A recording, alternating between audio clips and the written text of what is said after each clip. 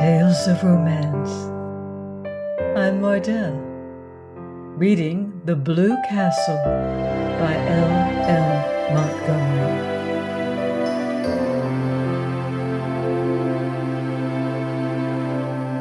Chapter 40. Valancy paused a moment on the porch of the brick house in Elm Street. She felt that she ought to knock like a stranger. Her rose bush, she idly noticed, was loaded with buds. The rubber plant stood beside the prim door. A momentary horror overcame her, a horror of the existence to which she was returning. Then she opened the door and walked in. I wonder if the prodigal son ever felt really at home again, she thought. Mrs. Frederick and Cousin Stickles were in the sitting room. Uncle Benjamin was there, too. They looked blankly at Valancy, realizing at once that something was wrong. This was not the saucy, impudent thing who had laughed at them in this very room last summer. This was a grave-faced woman with the eyes of a creature who had been stricken by a mortal blow. Valancy looked indifferently around the room. She had changed so much, and it had changed so little. The same pictures hung on the walls. The little orphan who knelt at her never-finished prayer by the bed, whereon reposed the black kitten that never grew up into a cat. The gray steel engraving of Quatre Bras, where the British regiment forever stood at bay. The crayon enlargement of the boyish father she had never known. There they all hung in the same places. The green cascade of Wandering Jew still tumbled out of the old granite saucepan on the window stand. The same elaborate, never-used pitcher stood at the same angle on the sideboard shelf. The blue and gilt vases that had been among her mother's wedding presents still primly adorned the mantelpiece, flanking the china clock of berosed and besprayed ware that never went. The chairs in exactly the same places. Her mother and Cousin Stickles likewise unchanged, regarding her with stony unwelcome. Valancy had to speak first. "I've come home, Mother," she said tiredly. "So I see." Mrs. Frederick's voice was very icy. She had resigned herself to Valancy's desertion. She had almost succeeded in forgetting there was a Valancy. She had rearranged and organized her systematic life without any reference to an ungrateful, rebellious child. She had taken her place again in a society which ignored the fact that she had ever had a daughter, and pitied her, if it pitied her at all, only in discreet whispers and asides. The plain truth was that by this time Mrs. Frederick did not want Valancy to come back, did not want ever to see or hear of her again. And now, of course, Valancy was here, with tragedy and disgrace and scandal trailing after her visibly. "So I see," said Mrs. Frederick. "May I ask why?" "Because I'm not going to die," said Valancy huskily. "God bless my soul," said Uncle Benjamin. "Who said you were going to die?" "I suppose," said Cousin Stickles shrewishly. Cousin Stickles did not want Valancy back either. "I suppose you've found out he has another wife, as we've been sure all along." "No, I only wish he had," said Valancy. She was not suffering particularly, but she was very tired. If only the explanations were all over, and she were upstairs in her old ugly room, alone, just alone. The rattle of beads on her mother's sleeves as they swung on the arms of the reed chair almost drove her crazy. Nothing else was worrying her, but all at once it seemed that she simply could not endure that thin, insistent rattle. "My home, as I told you, is always open to you," said Mrs. Frederick stonily, "but I can never forgive you." Valancy gave a mirthless laugh.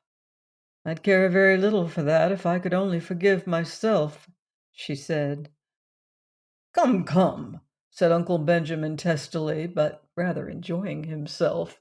He felt he had Valancy under his thumb again. "Oh, we've had enough of mystery. What has happened? Why have you left that fellow? No doubt there's reason enough, but what particular reason is it?" Valancy began to speak mechanically. She told her tale, bluntly and barely. "A year ago, Dr. Trent told me I had angina pectoris and could not live long. I wanted to have some life before I died. That's why I went away, why I married Barney, and now I've found it is all a mistake. There's nothing wrong with my heart. I've got to live. And Barney only married me out of pity. So I have to leave him free." "God bless me," said Uncle Benjamin. Cousin Stickles began to cry. "Valancy, if you'd only had confidence in your own mother." "Yes, yes, I know," said Valancy impatiently. "What's the use of going into that now? I can't undo this year. God knows I wish I could. I've tricked Barney into marrying me, and he's really Bernard Redfern, Dr. Redfern's son of Montreal, and his father wants him to go back to him." Uncle Benjamin made a queer sound. Cousin Stickles took her black-bordered handkerchief away from her eyes and stared at Valancy. A queer gleam suddenly shot into Mrs. Frederick's stone-gray orbs. "Dr. Redfern, not the purple pill man," she said. Valancy nodded. "He's John Foster, too, the writer of those nature books." But Mrs. Frederick was visibly agitated, though not over the thought that she was mother-in-law of John Foster. "Dr. Redfern is a millionaire." Uncle Benjamin shut his mouth with a snap. "10 times over," he said. Valancy nodded. "Yes, Barney left home years ago because of some trouble, some disappointment, and now he will likely go back. So you see, I had to come home. He doesn't love me. I can't hold him to a bond he was tricked into." Uncle Benjamin looked incredibly sly. "Did he say so? Does he want to get rid of you?" "No, I haven't seen him since I found out. But I tell you, he only married me out of pity because I asked him to, because he thought it would only be for a little while." Mrs. Frederick and Cousin Stickles both tried to speak, but Uncle Benjamin waved a hand at them and frowned portentously. "Let me handle this," wave and frown seemed to say.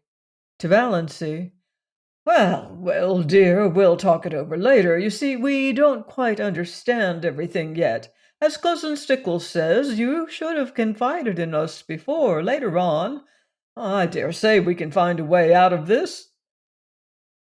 "You think Barney can easily get a divorce, don't you?" said Valancy eagerly. Uncle Benjamin silenced with another wave the exclamation of horror he knew was trembling on Mrs. Frederick's lips. "Trust to me, Valancy. Everything will arrange itself. Now tell me this, Dossie. Have you been happy up back? Was Mr. Redfern good to you?" "I've been very happy, and Barney was very good to me," said Valancy, as if reciting a lesson. She remembered when she studied grammar at school she had disliked the past and perfect tenses. They had always seemed so pathetic. "I have been. It was all over and done with." "Then don't worry, little girl." How amazingly paternal Uncle Benjamin was. "Your family will stand behind you. We'll see what can be done." "Thank you." said Valancy dully. Really, it was quite decent of Uncle Benjamin. Can I go and lie down a little while? I'm tired. Of course you're tired. Uncle Benjamin patted her hand gently, very gently. All worn out and nervous. Go and lie down by all means. You'll see things quite in a different light after you've had a good sleep. He held the door open. As she went through, he whispered, What is the best way to keep a man's love?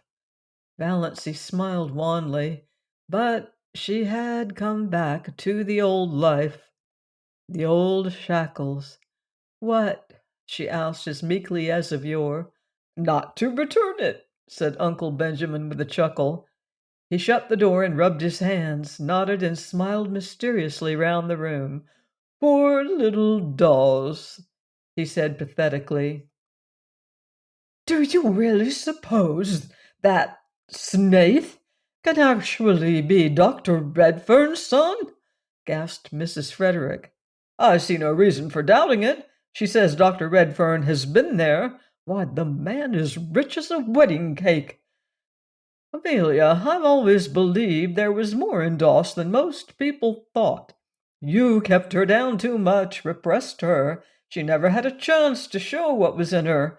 And now she's landed a millionaire for a husband. But, hesitated Mrs. Frederick, they told terrible tales about him. All gossip and invention, all gossip and invention. It's always been a mystery to me why people should be so ready to invent and circulate slanders about other people they know absolutely nothing about. I can't understand why you paid so much attention to gossip and surmise. Just because he didn't choose to mix up with everybody, people resented it. I was surprised to find what a decent fellow he seemed to be that time he came into the store with Valancy. I discounted all the yarns there and then. But he was seen dead drunk in Port Lawrence once, said Cousin Stickles, doubtfully, yet as one very willing to be convinced to the contrary. Who saw him? Demanded Uncle Benjamin truculently. Who saw him? Old Jemmy Strang said he saw him. I wouldn't take old Jemmy Strang's word on oath. He's too drunk himself half the time to see straight. He said he saw him lying drunk on a bench in the park. Pshaw! Redfern's been asleep there. Now don't worry over that. But his clothes, and that awful old car, said Mrs. Frederick uncertainly. Eccentricities of genius, declared Uncle Benjamin. You heard Doss say he was John Foster. I'm not up in literature myself, but I heard a lecturer from Toronto say that John Foster's books had put Canada on the literary map of the world. I suppose we must forgive her, yielded Mrs. Frederick. Forgive her? Uncle Benjamin snorted. Really? Amelia was an incredibly stupid woman. No wonder poor Doss had gone sick and tired of living with her. Well, yes, I think you'd better forgive her. The question is, will Snaith forgive us? What if she persists in leaving him? You've no idea how stubborn she can be, said Mrs. Frederick. Leave it all to me, Amelia. Leave it all to me. You women have muddled it enough. This whole affair has been bungled from start to finish. If you had put yourself to a little trouble years ago, Amelia, she would not have bolted over the traces as she did. Just let her alone. Don't worry her with advice or questions till she's ready to talk. She's evidently run away in a panic because she's afraid he'd be angry with her for fooling him. Most extraordinary thing of Trent to tell her such a yarn. Oh, that's what comes of going to strange doctors. Well, we mustn't blame her too harshly, poor child. Redfern will come after her. If he doesn't, I'll hunt him up and talk to him as man to man. He may be a millionaire, but Valancy is a sterling. He can't repudiate her just because she was mistaken about her heart disease. Not likely he'll want to. Doss is a little overstrung. Oh, bless me, I must get in the habit of calling her Valancy. She isn't a baby any longer. Now remember, Amelia, be very kind and sympathetic. It was something of a large order to expect Mrs. Frederick to be kind and sympathetic, but she did her best. When supper was ready, she went up and asked Valancy if she would like a cup of tea. Valancy, lying on her bed, declined. She just wanted to be left alone for a while. Mrs. Frederick left her alone. She did not even remind Valancy that her plight was the outcome of her own lack of daughterly respect and obedience.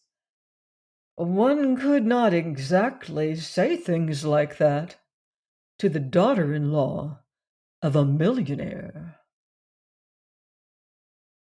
Please join me next time for another romantic chapter of The Blue Castle by L.M. Montgomery, here on Love's Tender Flame.